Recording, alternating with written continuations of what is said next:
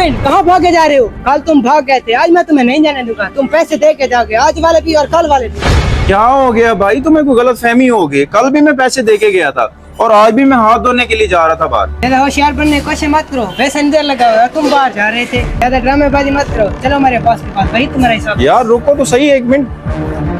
ये देखे सर, ये 3-4 दिन से खाना खा के भाग जाता है और पैसे भी नहीं देता। आज मैंने इसको रंगे हाथों पकड़ लिया, अब आप इसका हिसाब करें। सर इससे कोई गलत फहमी हुई है, मैं तो हाथ धोने के लिए बाहर जा रहा था और ये पकड़ के मुझे आपके पास ले आया है।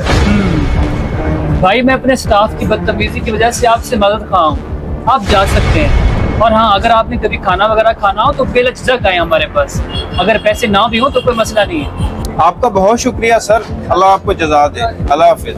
जज़ाक